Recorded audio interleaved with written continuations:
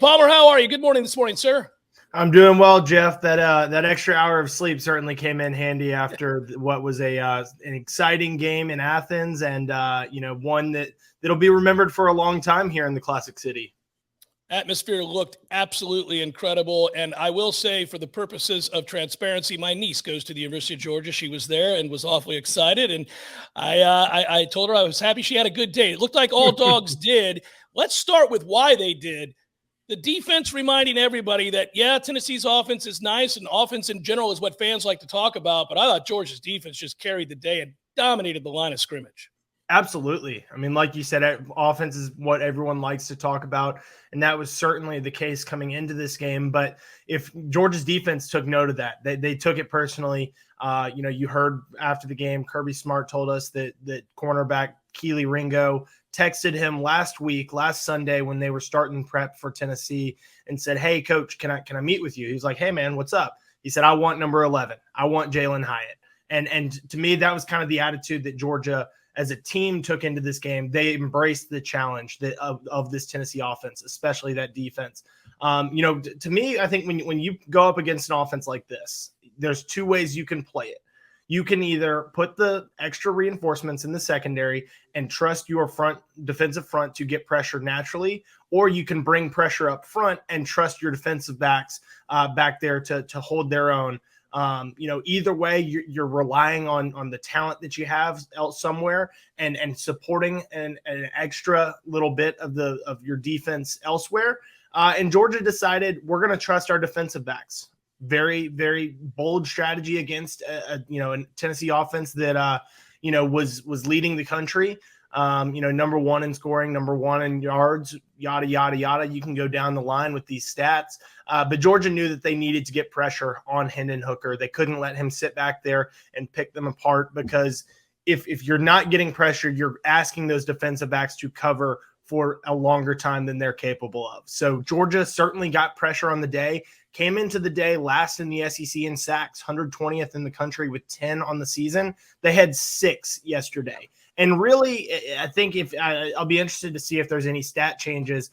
Could have been 8 because there were 2 plays that weren't credited as sacks. One was originally credited as 1 and then changed in the press box to just a run for no gain from Hendon Hooker. I'll be interested to see if it bumps up to 8, but certainly 6. I mean, more than half your season total coming into the game. That's one way to slow down this Tennessee offense.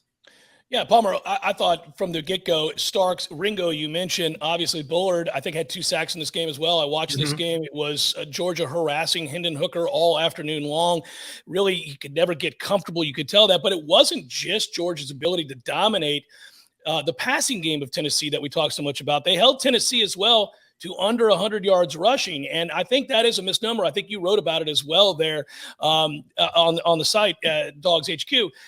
Because a lot of people think that all Tennessee does is throw it around the lot. Well, they mix in the run nicely. That's one of the complementary elements of this offense, is that if you want to play off, they'll run the football, but they couldn't run the football either. So you dominated on both ends. And it's funny, you put the faith in your secondary. That proves out to be a wise decision. But what you also learn is something you probably already knew. You got a pretty good defensive line.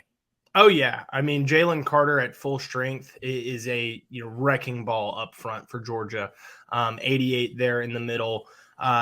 Felt like he was going to make a big impact. Felt like it was important for him to make a big impact, especially with him getting after the quarterback. Well, he forces 2 fumbles on the day. One of those was on Hendon Hooker in the end zone.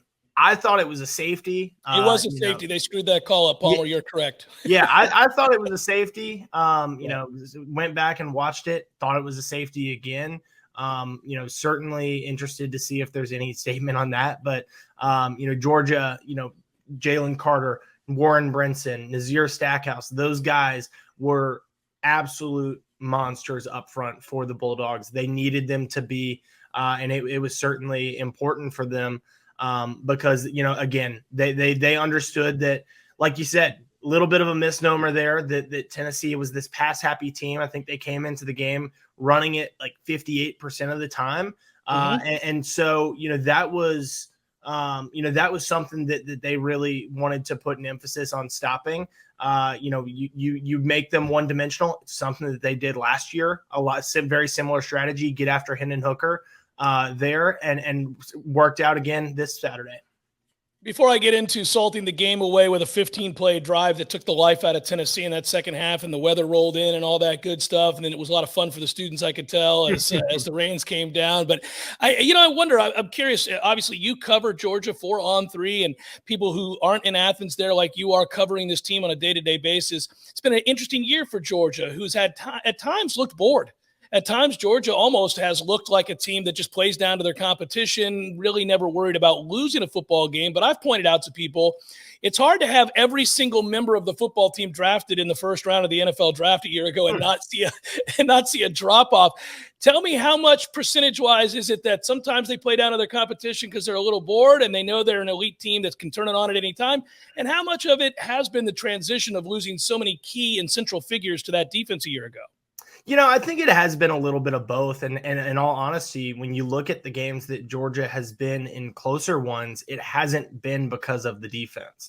It's been more so because of turnovers. They've lost the turnover battle in 3 games this year against Kent State. Well, that was one of their closer games. Against Missouri, that was their closest one, and probably the closest that they've come all season to a loss. And then against Florida this past a week ago, yesterday, that one was close there for a second. It was down to a 1-possession game. It really hasn't been because of the defense that they've, been in tight games, when they have been in tight games, and you want to call a game against Florida a 22-point win a tight game, go ahead. Missouri, to me, is really the only tight game where it ever really felt like Georgia was in trouble. In all honesty, I think you look at the games that they have played really well, the Oregons, the South Carolinas, the Tennessees. They have dominated on the defensive side of the football there. And it's just the standard in Athens. It's something that Kirby Smart and these players preach. And then they know that, just because they had 8 players picked on the defensive side of the football doesn't mean that there's going to be a drop off. They've recruited these guys. Kirby said it this week. These guys that are here, these guys that are on the field now, they are there because of their own merit, not because, the conversation should be about them and what they're doing, not what they lost, because it's very, very impressive to be doing what they're doing and having lost what they lost. And the further removed we get from that dominating performance against Oregon to start the season, the more impressive it looks, as Oregon has gone on to really light it up and dominate in the Pac-12. So we think back about that game and the way Georgia dominated that football game. Let's go back to this game here. It was a huge one, and obviously Georgia kind of took the life out of Tennessee pretty quickly in this one. I go back to the second half, though. If there's ever going to be a comeback for a team that's trailing and has an explosive offense, it's usually going to start there. They've got to come down and score. The team that's winning big has got to kind of fool around, have a 3 and out. And really, when you look at this game, Tennessee does have a decently long drive, but they only get 3 points out of it. And when Georgia gets the ball, I think it was 15 plays. And it's good night, Irene, because at that point, we're talking about, 8-9 minutes off the clock, and you can call it a day. Well, and if you're talking about the third quarter drive, Tennessee actually went, I think, and I pulled it up here. They went 11 plays and took 5:07 off the clock and got nothing out of it to open the third quarter. So that was big because you look up at the clock and, you're already under 10 minutes by the time that Georgia gets the ball. Well, then they go on that 15-play, 8:44 drive and get 3 points out of it. You would have liked to get a touchdown if you're Georgia, but getting 3 points, making it a 21-point game at that point, and with very little time in the third quarter. Like you said, the weather had started to roll in. The fans were really enjoying it, which I think is, something that made yesterday so special for everybody. Kirby said it, when it started raining, there weren't any empty seats except for the ones that Tennessee fans had bought.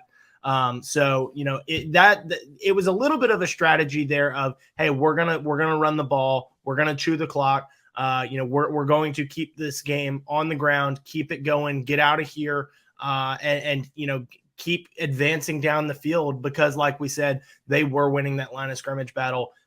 They were able to throw it around in the first half. Stetson Bennett had a really strong day there. 226 yards before the break, accounted for all 3 of Georgia's touchdowns. And you felt like he really had to play well. especially going up against that Tennessee offense. So credit, to Stetson Bennett. Don't want to forget about him. But like you said, that third quarter and the ability to run the ball there in the second half was really big for Georgia. Well, and Palmer, I was going to ask you this before we left, because that's how I was going to end. Stetson Bennett, at times maligned, has been uneven with his play, but I thought early in this game showed he was locked in. The touchdown run in and of itself is a hell of a Kickstarter because of the toughness that he showed on that run. There's an elusiveness there. There's a what for to the end of that run, obviously, hitting the pylon, taking a shot to the head, by the way, which they didn't call. All of that on display. I thought it was very, very impressive. A good afternoon for Stetson Bennett, who I think needed one because at times he was a little uneven against Florida. Well, and it was a great response to the turnover that they had in the first drive as well, because you look at this game and you felt like, that nobody expected Georgia's defense to play as well as they did. Nobody expected Tennessee's offense, the number one offense in the country, to be held without a touchdown for almost 56 minutes of that game. It came out to 55 minutes and 45 seconds there. So, if you're looking at this game, you're expecting it to go, back and forth. Well, you got to keep serve. And if you're Georgia and you turn the ball over there on that first drive, holding Tennessee to 3 points on the first drive was huge for the defense, but the response from the offense to say, okay, hey, we're in this game. We're not going to turn the ball over, which has been a problem for Georgia in those games that they've made close. We're going to, stop messing around, and we're going to go downfield. The strike to Arian Smith, 50-plus yard strike there, something that Georgia fans have been waiting for out of that kid. He's been so banged up throughout his career, but he's always had that game-changing speed, that game-changing playmaking ability there that Georgia fans have been waiting to see in a game like this. Well, they saw it in when Georgia got things going offensively in that second drive. That leads to that touchdown run. Like you said, Stetson shows a little bit of toughness and elusiveness to escape the pocket, escape pressure, avoid a sack. He took this one personally. You saw him with a little bit of a phone celebration. Call me.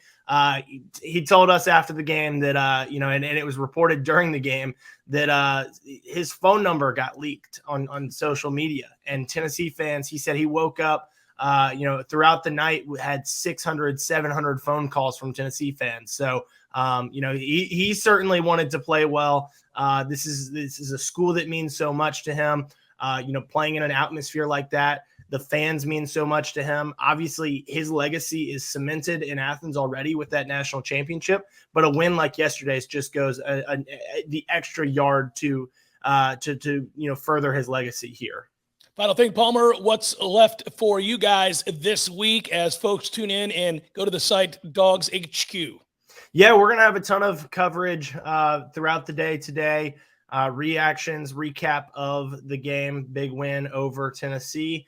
We'll have our podcast live on YouTube, 8:30 Eastern, before we turn the page to Mississippi State and a tough test that the Bulldogs have going on the road to take on the Bulldogs in Starkville and the Cowbells. And, Georgia has set themselves up for a fun closing stretch here. Road trip to Starkville, road trip to Lexington, and of course, the rivalry game against Georgia Tech to end the season before likely playing LSU in the SEC championship. I know that's something you're going to get into here before too long, so I won't steal your glory. But DawgsHQ, and follow us for your coverage today and throughout the rest of the season.